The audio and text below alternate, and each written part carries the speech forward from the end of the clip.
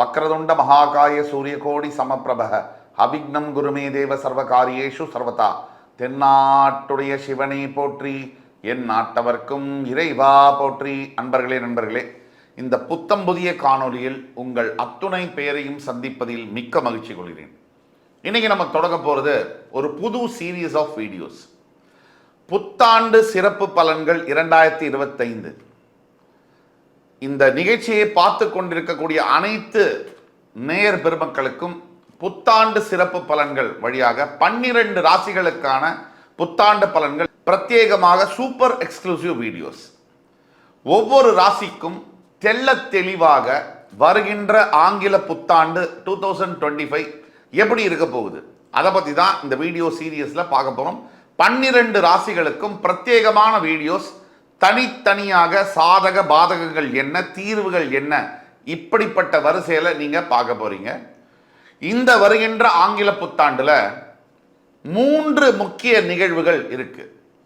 அதில் முதலாவதாக வரக்கூடியது சனி பயிற்சி, இரண்டாவதாக வரக்கூடியது குரு பயிற்சி, மூன்றாவதாக வரக்கூடியது ராகு கேது பயிற்சி. இப்படி 3 பயிற்சிகளும் ஒரே ஆண்டில் வருவது ஒரு அபூர்வ நிகழ்வாகும். சனி 2.5 வருஷத்துக்கு ஒரு தடவை பயிரும் பொழுது குரு கண்டிப்பாக ஒவ்வொரு ஆண்டுக்கும் பெயருவார். ஆனால் ராகு கேது 1.5 ஆண்டுகளுக்கு ஒரு தான் பெயர்வாங்க. ஸோ ராகு கேதுவும் குருவும் சனியும் சேர்ந்து பெயர்வது இந்த ஆண்டின் சிறப்பு அம்சமாகும். இப்படி ஜாம் பேக்கடா கிரக நிகழ்வுகள் மாற்றங்கள் இருக்கக்கூடிய இந்த ஆண்டில் உங்களுடைய வாழ்க்கை எந்த திசையை நோக்கி பயணிக்கப் போகிறது, மிகுந்த கஷ்டங்கள் துயரங்கள் அனுபவிச்சு கொண்டிருக்கக்கூடிய சில ராசி பெருமக்களும், ஓரளவுக்கு பரவாயில்ல நிமிர்ந்து நிற்கக்கூடிய சில ராசி பெருமக்களுக்கும், சூப்பரா போயிட்டு இருக்கு அப்படின்னு சொல்லக்கூடிய ராசி பெருமக்களுக்கும் எந்த மாதிரியான திருப்பங்கள் காத்து கொண்டிருக்கிறது? எல்லாம் நல்லதே நடக்கும், இறைவன் முருகப்பெருமானின் அருளால் அத்தனையும் நல்லதே நடக்கும் என்ற நம்பிக்கையுடன் அத்துணை ராசிக்காரர்களுக்கும் என்ன எதிர்பார்க்கலாம் அப்படிங்கிறத பத்தி பேச போறோம். பொதுவாக சனி பயிற்சி அப்படின்னாலே நம்ம ஆன்டிசிபேட் பண்ண வேண்டியது, 7.5 சனி வந்தாலோ அஷ்டம சனி வந்தாலோ கட்டாயமாக சில சங்கடங்களை நம்ம எதிர்பார்க்கத்தான் வேணும். பொதுவாக குரு பயிற்சி என்பது வரும்பொழுது பெரும்பாலாக, அதாவது குரு பயிற்சின்னு வந்தாலே 75 முதல் 80% வரை நல்ல பலன்களை எதிர்பார்க்கலாம். ராகு கேது பயிற்சி உங்களுடைய ராசியும் உங்களுடைய சுய ஜாதகத்தின் வழியாகவும் அதோடைய பலாபலன்கள் மாறுபடும். ஆக இந்த வீடியோ இன்ட்ரடக்ஷன் வீடியோவாக எடுத்துக்கலாம். 12 ராசிகளுக்கும் இந்த இன்ட்ரடக்ஷன் வீடியோ கண்டிப்பாக வரும். நீங்கள் இந்த சீரியஸை உங்களுடைய மேலான ஆதரவுடன் பார்த்து உங்கள் வாழ்க்கைக்கு ஒவ்வொரு ராசியினருக்கும், நீங்கள் அந்த ராசியாக இருந்தாலோ இல்லை உங்கள் சம்பந்தப்பட்ட ஃப்ரெண்ட்ஸ், ஃபேமிலிஸ் அண்ட் ரிலேட்டிவ்ஸ் அந்த ராசிக்காரில் இருந்தாலோ அவர்களுக்கு இந்த வீடியோவை ஃபார்வர்ட் செய்து, இந்த வீடியோ உண்மையாக பிடிச்சிருந்ததுன்னா லைக் பண்ணி கமெண்ட் பண்ணி சப்ஸ்கிரைப் பண்ணுங்க. எல்லாத்துக்கும் மேலே ஹெல்தியான கமெண்ட்ஸை பதிவிடுங்க.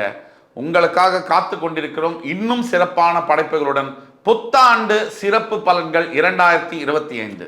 வாங்க வீடியோக்குள்ள போகலாம். இன்னைக்கு இந்த புத்தாண்டு சிறப்பு பலன்கள் வரிசையில் 2025 வரிசையில் நம்ம பார்த்துட்டு வர்றதுல கன்னி ராசி வரைக்கும் பார்த்துருக்கோம்.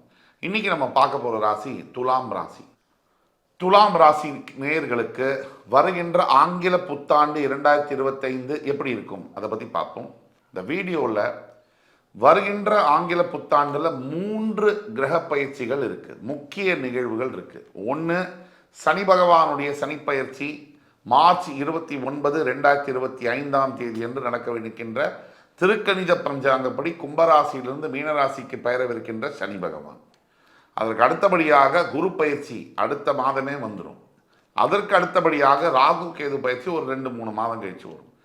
இந்த 3 முக்கிய பயிற்சிகளும் துலாம் ராசினியர்களுக்கு ஒரு சின்ன கிரக மூமெண்ட் இருந்தால் கூட நம்ம வாழ்க்கையில் பெரிய பாதிப்புகள் இருக்கும்.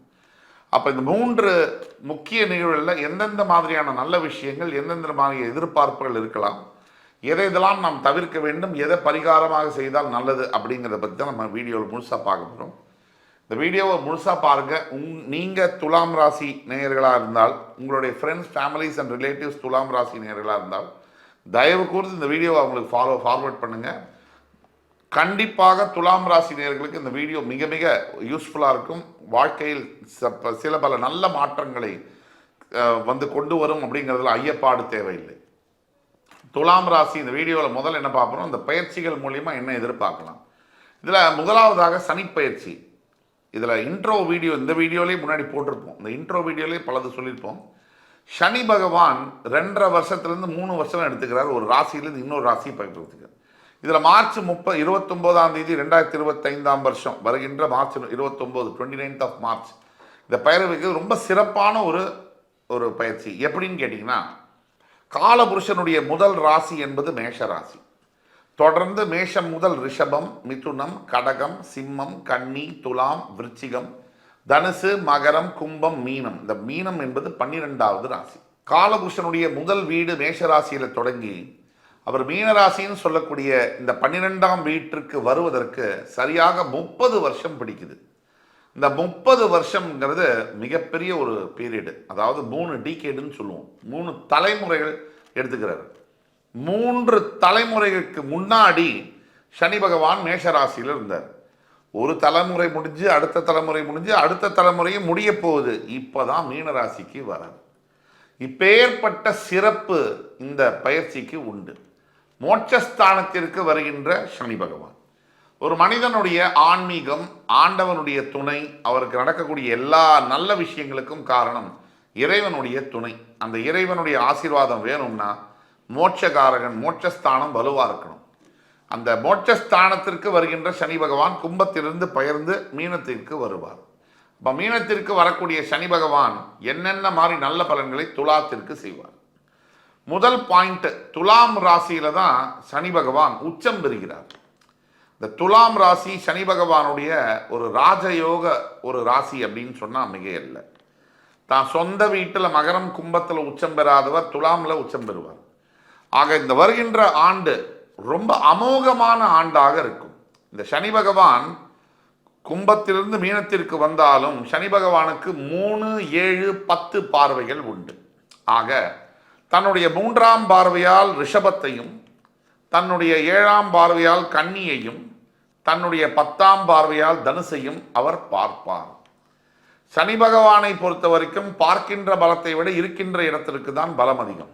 ஆக துலாத்திலிருந்து 3, 6, 11 இந்த ஸ்தானங்கள் ரொம்ப முக்கியம். ஏன்னா இந்த ராசிக்கு மட்டுமல்ல, எந்த ராசிக்குமே 3, 6, 11ஆம் பாவங்களில் சனி பகவான் வரும் பொழுது மிக மிக யோக பலன்களை செய்கிறார். 12 ராசிக்குமே. அப்போ தன் ராசியிலேயே உச்சம் பெறக்கூடிய ஒரு யோகாதிபதி, பஞ்சமஸ்தானாதிபதி தன் ராசிக்கு 6ஆம் இடத்தில் கோச்சார ரீதியாக வரும் பொழுது நினைத்து பார்க்க முடியாத யோகங்களை தருவார். 6ஆம் பாவம் என்பது கடன், நோய், மறைமுக எதிரிகள்.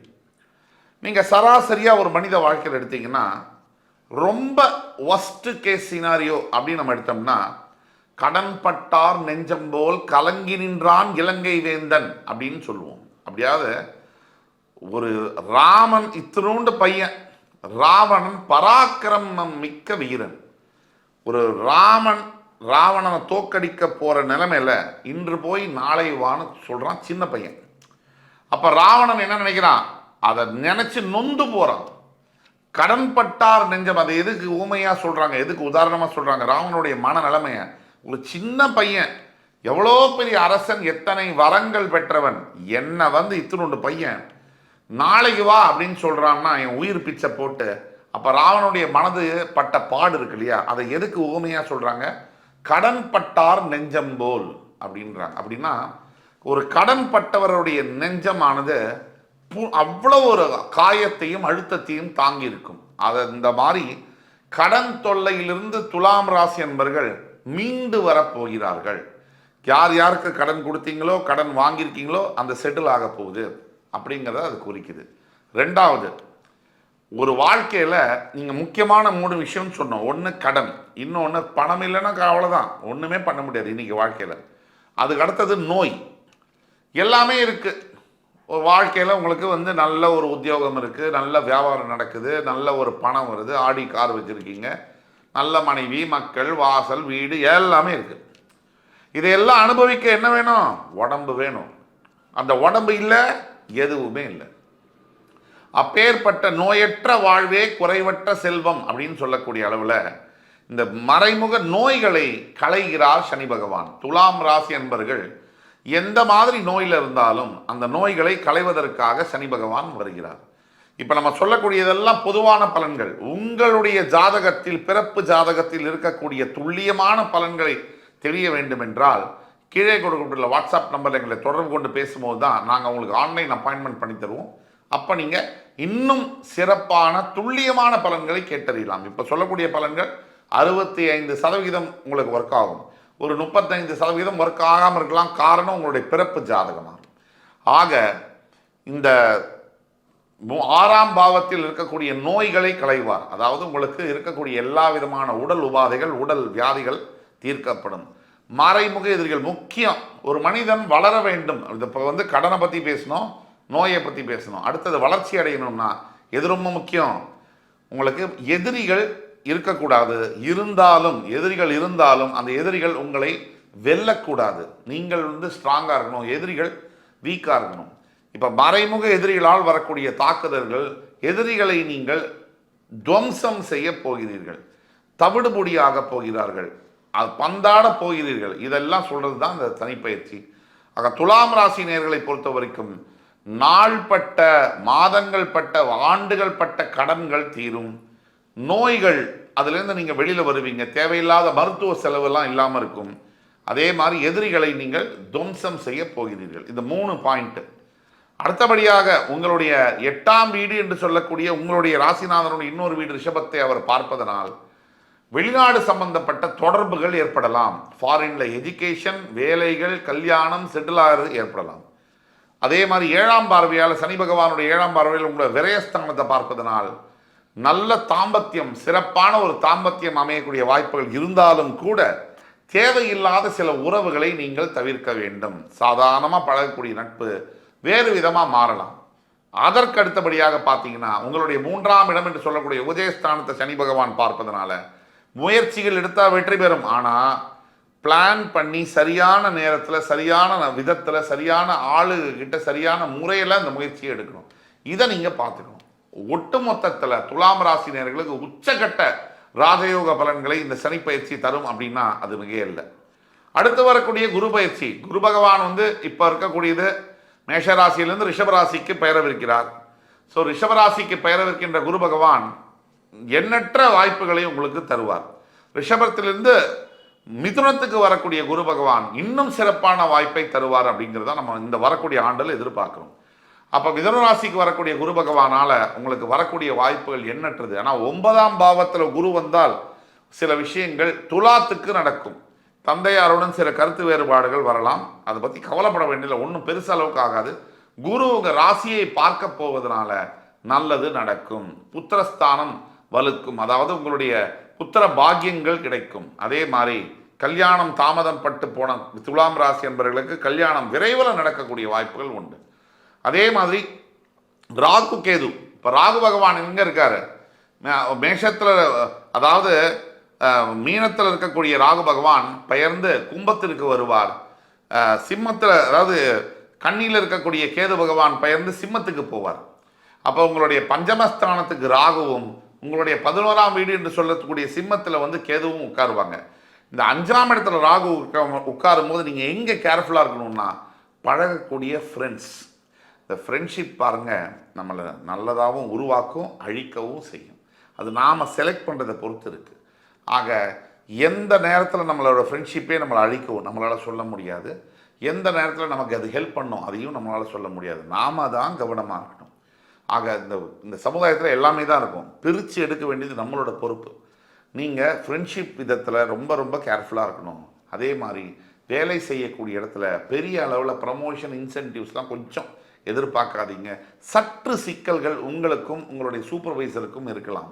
என்ன இருந்தாலும் பொறுத்தார் பூமி ஆழ்வார். பொறுமையாக நீங்கள் இருந்தீங்கன்னா, துலாத்துக்கு பொறுமையை நான் சொல்லிக் கொடுக்கணுமா? தேவையே இல்லை. நீங்கள் ஆல்ரெடி பொறுமையாக இருக்கக்கூடியவங்க, உழைக்கக்கூடியவங்க, கடினமான உழைப்பு, தர்மத்தை தலை காக்கக்கூடிய ஒரு ராசி துலாம் ராசி. ஆக ஒட்டு மொத்தத்தில் இந்த புத்தாண்டு என்பது உங்களுக்கு ஓஹோன்னு இருக்கக்கூடிய புத்தாண்டு தான். நம்பர் 1 ஸ்பாட்டில் நீங்கள் இருக்கீங்க. ரிஷபம், துலாம், மகரம் இந்த 3 ராசிகள் வரக்கூடிய புத்தாண்டுல மிளறப் போகிறீங்க அப்படின்னா அது வகையில் அந்த வகையில் துலாம் வந்து மிகப்பெரிய ஒரு ராஜயோக ஆண்டைத்தான் எதிர்பார்த்து காத்து கொண்டிருக்கிறது என்று கூறி பரிகாரமாக சொல்லணும்னா ஒரே ஒரு எளிய பரிகாரம், தங்களால் இயன்ற தான தர்மங்களை எப்பொழுதுமே செய்யவும். அது நித்திய கர்மான்னு சொல்லுவோம். படிப்புக்கு, சாப்பாடுக்கு, ஆடை அணிகலன்களுக்கு, ஒரு ஒரு துணி இல்லாமல் இருக்காங்க, ஒரு பெட்ஷீட்டு, ஒரு குளிர்காலத்தில் போத்திக்கிறதுக்கு ஒரு பெட்ஷீட், இப்படி உங்களால் முடிஞ்ச உதவியை செய்யும்பொழுது அந்த ஆண்டவன் இறங்கி வந்து உங்களுக்கான உதவிகளை தன்னாலவே செய்வார். கவலையே வேண்டாம், காலம் உங்களுக்கான காலமாக இருக்கிறது, விரைந்து நடைபோடுங்கள், வெற்றியை பாருங்கள் என்று கூறி அடுத்து வரும் காணொலியில் மறுபடி உங்கள் எல்லோரையும் சந்திக்கும் வரை உங்களிடமிருந்து விடைபெறுவது உங்கள் சுபாஷ் பாலகிருஷ்ணன். நன்றி, வணக்கம், வாழ்க வளமுடன்.